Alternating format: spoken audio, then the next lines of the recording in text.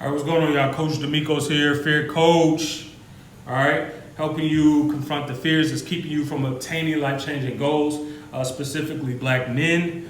Of course, I help all other people, but I focus on helping black men. This is all for black men, black guys. All right, so right now I'm going to help you with the fear of being vulnerable with your wife as a black man. All right, again, this video is to help you be vulnerable, help you with your fear of vulnerability with your wife as a black man that you are. So, what does being vulnerable? What does not being vulnerable look like?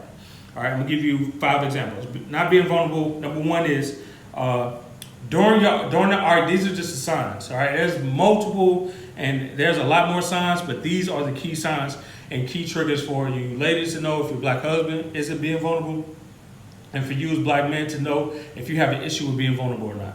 All right, number 1, and this is pretty common. All right, during arguments, you opt for silence. So instead of stating your opinion, what's happening, Big?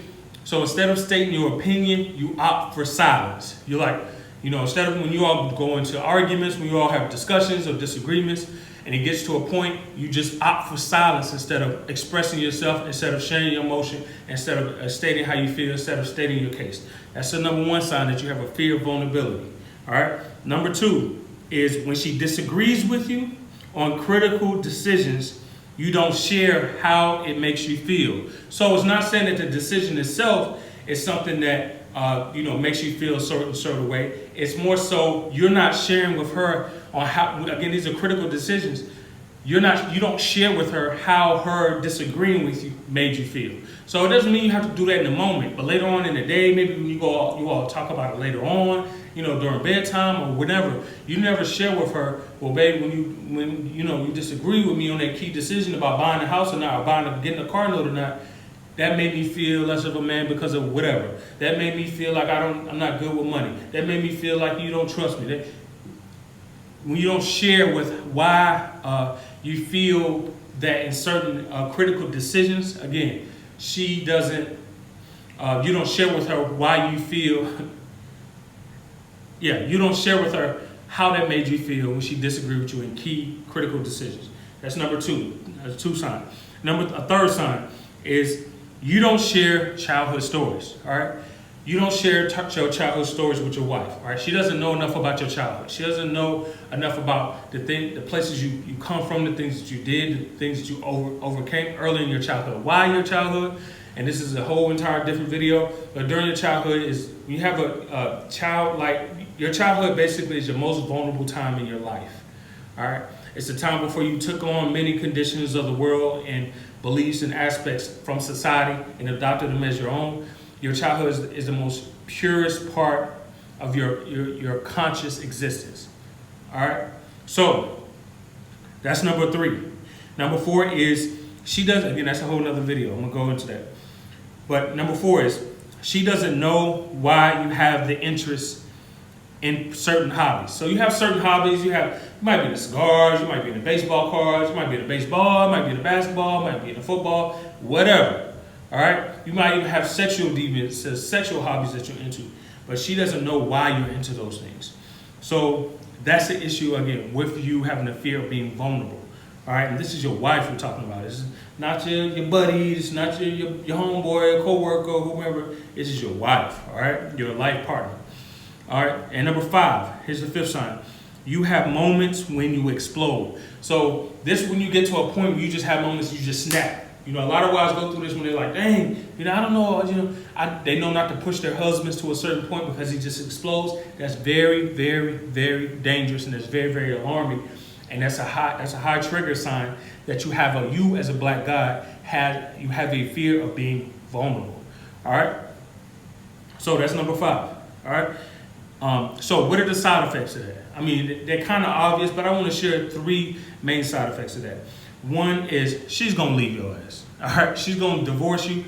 She's going to leave the relationship. She's going to dip out. All right? She's going to be gone. You're going to run her away. All right? Then you're going to have to watch my other video of why you're having a hard time, why you have a fear that your ex won't come back. All right? Number 2, You can become abusive not only to her, but to yourself. You can start getting into drug abuse. You can start getting into obesity. You can start getting into self-inflicted harm, attempted suicide, etc. You can start becoming abusive not only to herself, but to yourself, and then the other people you love, your kids, your parents, etc. All right. Number three is you'll rob the world of your gift. All right. You rob the world of your gift because you're not being vulnerable. You're not being vulnerable. Not only hinders the relationship that you have with your wife, it also hinders your ability to go out and perform out in the professional world, to do something that your passion, turn your skills into passion. Well, morph your skills with your passion, all right, to create something even more beautiful in the world. All right. Notice I didn't say follow your passion. I said morph your skills with your passion and turn it into something that's beautiful and profitable in the world. But you can't do that because you don't open yourself up enough to be vulnerable. All right. Me sharing this camera with you all is me being vulnerable.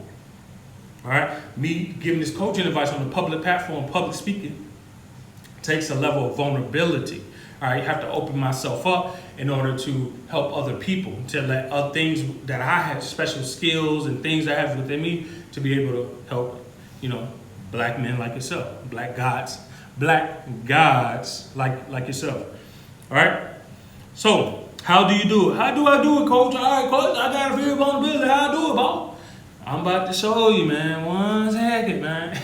1 second, I got you. All right, so here's how you do it. All right, pay attention.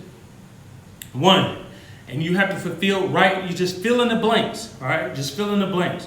Again, I ain't got time to sit here and write this all out on the board for you right now, but you can always, a video, you can play it back. All right, play it back. Number 1, being vulnerable makes me feel like blank. Write in the blank. Express how, and you can do this in your private, you can do this with your wife, but you need to do it. All right, Black God? So here's number 1 exercise. Being vulnerable makes me feel like blank. What is that like? What is the fill in the blank with the feeling? How do you feel when it comes to you having to open up, having you to be vulnerable? What does that make you feel like? Does it make you feel angry? Does it make you feel sad? Does it make you feel like a simp? Does it make you feel soft? Does it make you feel overly hard? Does it make you feel complicated? Does it make you feel misunderstood? Does it make you feel confused? Whatever that feeling is, express that in that line, that blank. Number 2, the earliest time in my life I felt like blank, this is coming from the first line, the same feeling. The earliest time in my life I felt like blank was when blank. At what point in your life at what point can you earliest remember that you felt like blank, felt that you had this feeling, again, of how vulnerability makes you feel? At what point in your life, the earliest point in your life, can you recall this? I said, why do you do this? You do this because, oftentimes when it comes to especially fears, often rooted in some type of unresolved trauma, all right? And that's an entire different video about unresolved trauma that we're not covering right now. But I'm going to leave it at that. Just follow the instructions. Stick with me, guys. Stick with me. All right? Number 3. So every time I feel like blank, it makes me not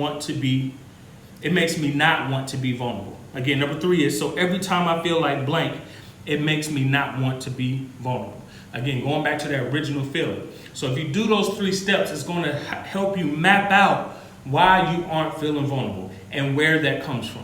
And then once you identify where it comes from and how it's making you feel, then you and your wife can take the next steps necessary to resolve the trauma that's causing a vulnerability, or you all can work it out amongst yourself to where she's cautious of the things she says, or she's understanding the things that she says, and you're understanding of how you react to said things, again, that trigger those same feelings that causes you to close up. All right, so again, I'm taking on 2 clients this month. If you're interested in the Fear Coaching Session Guide, just shoot me a DM. I should have a link to my booking agent wherever this video is, but if I don't, just shoot me a DM to schedule a session, and I'll take care of you. All right, so subscribe to my YouTube, follow my page, like my page, share my content with a black guy. All right, Instagram, Coaching for Black Men, and also Fear Coach, or Facebook, which is Coaching for Black Men, or Fear Coach. Just type in my name, Demikos. It's gonna pop up, Coaching for Black Men, Fear Coach. Those are the only 2 identifiers you need to find on Facebook, Instagram, YouTube. All right, remember, you had what it took the entire time. Find the courage. Now.